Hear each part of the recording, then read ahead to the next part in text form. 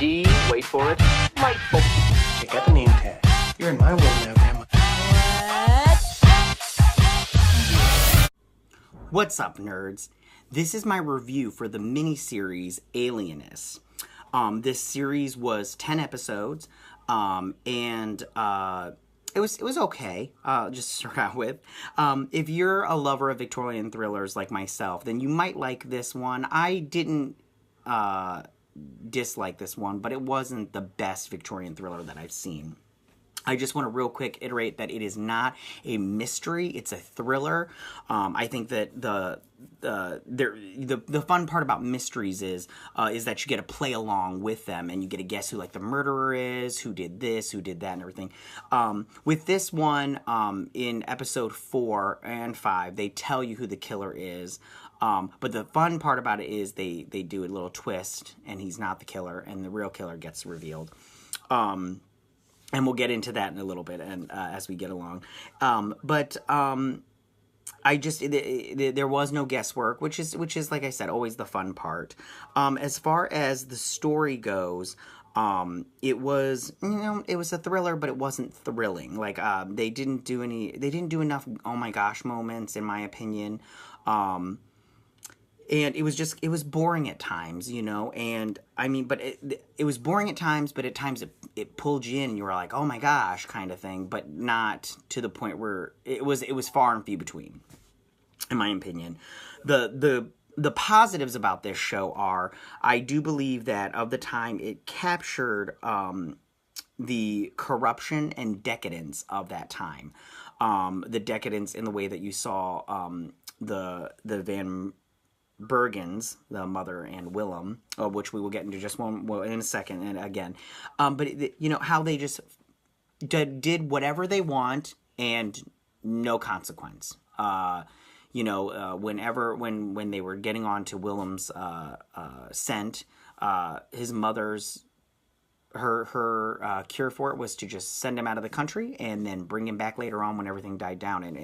And he says it in the show right before he dies, that he says something along the lines of, "You can't do anything. I'm a Van Bergen," and it's so pompous that the rich would, at that time and now, think that just because their name is their name, that they can just do whatever they want, and that's still going on today. I would say that the strongest aspect of this show is its production design. I think that it looks like to me that they spared no expense. I mean, the set for New York is very good. I mean, I think that everything behind the actors is really just, phenomenal in my opinion, and very well put together. The people behind the scenes building these sets really do deserve an applause for their work. So now I want to get into the characters, and the first ones I want to talk about are the secondary characters, and I want to talk about the 3 servants of Dr. Kreiser, and that is Mary, Stevie, and Cyrus. And I want to talk about Cyrus first. I really liked him. I thought he was such a good character. And I loved all 3 of their loyalty to Dr. Kreiser. I just thought that Cyrus, he was just a good, strong arm. I love when he hugged that guy when they came in to attack them, and he almost passed out and everything. And then Mary was so sweet, and it bummed me out when she died. It was like they just found love, her and Dr. Kreiser, and then it was just taken away like that and everything. It was super sad. But Stevie was my favorite. I loved when he had to dress up like a girl, and he was not happy about it. And if you look at, they really did do a good job with that history. If you look at pictures of boys that used to dress up like girls back then, they did a really good job. And the same thing with, if you look at old pictures of New York, and then pictures of the show, they did such a great job. It was a little darker than the pictures you might find, but it was still pretty good. So a couple of other the two other secondary characters I want to talk about are the Van Bergens, and that is Willem and his mother. Now, his mother also was not very in the show very much, but she was on the episodes that she is in, she is sensed very much, and also kind of in the episodes that she's not in, just with her little henchmen that are doing her bidding, and I think that. It does say a lot to the decadence of that era. Talking about Willem with his silver teeth,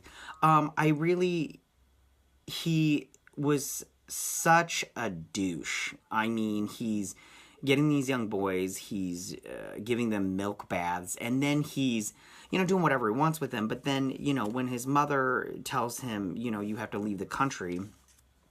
He literally throws a childish fit. I mean, he gets up and he starts stomping his feet and he says, "No, no, no, no, I won't." And I'm watching that. I was like, this is how my 2-year-old acts, and not a grown man. And it was very, but it was good to see that, because you got to see how someone that is grown up with money and no consequence to their action would act. So moving on to the main characters, I want to talk about Theodore Roosevelt. I thought that he, as a police chief, not the chief, captain, he was good. I really loved his sense of doing right, even though the politics got in the way. He still wanted to protect the city that he loved and the people that were in it, and bring a murderer to justice, and get justice for boys that society had turned their back on, pretty much. And I thought that was great. Then I want to talk about the two brothers, Marcus and Lucius Isaacson. They were great characters. I really liked them. The thing that I liked about them the most is the forensic part of that time that they brought into it. It was so great to see how they brought in somebody to look at writing comparisons, and then they also were looking at fingerprints. I thought that was so fascinating, and I really wish they would have done a little bit more of that, because when they got out the little things and they were looking at the fingerprints and the comparisons of it, I thought it was so fascinating, and I believe that was like in the earlier episodes, and I just wish they would have kept it on going through it, because I was fascinated with it. I don't know if that fascinates you, but it does fascinate me a little bit.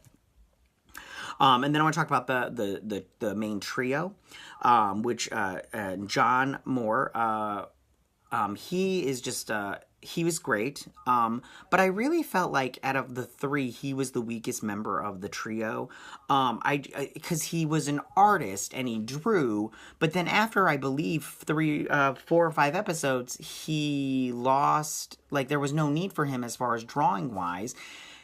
And I really felt like his only contributions to the team was his ability to talk to these young boys, and I just think that pretty much anybody could have done that.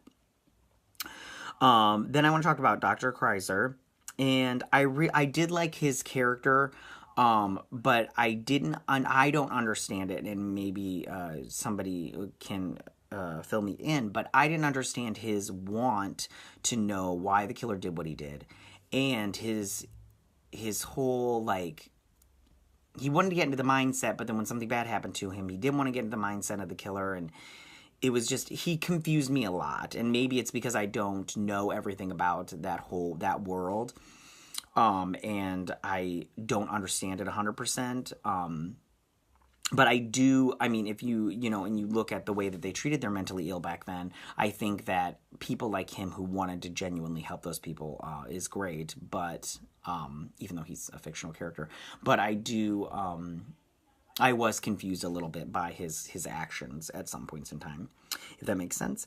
And then last, I want to talk about, well, not last, I want to talk about Sarah Howard, played by Dakota Fanning, and I'm going to tell you right now, I loved this character. Out of all three of them, I felt like she was the only one that was determined to get this killer. I mean, she was the first female in the New York Police Department, and I just really felt like she was the glue to this group. She held them together, and she was like, we need to do this, and we need to get this guy, and I'm not going to let anything get in the way of that.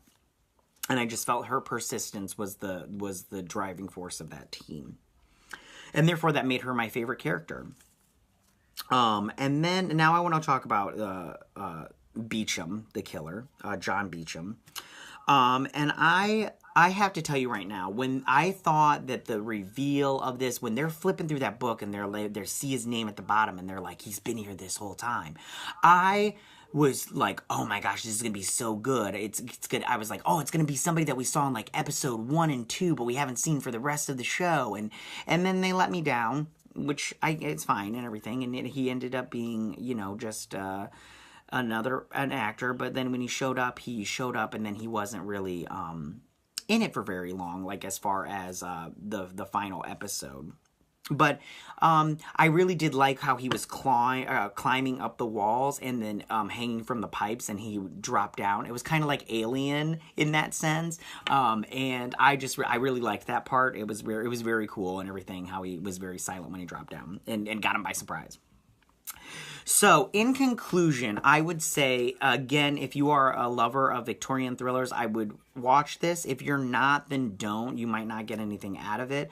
But I can tell you right now, if you are looking for a story that is compelling and keeps you on the edge of your seat, this is not for you. It is, however, interesting. But like I said, if you don't love Victorian thrillers, then this might not interest you. All right, so that's my review of The Alienist. Tell me what you thought of the show. Did you like it? Did you not like it? What was your favorite part? If you like this episode, go ahead and click that like button. If not, I get it. Subscribe if you're new. If you don't, I'm cool with that. And I will check you guys later. Bye.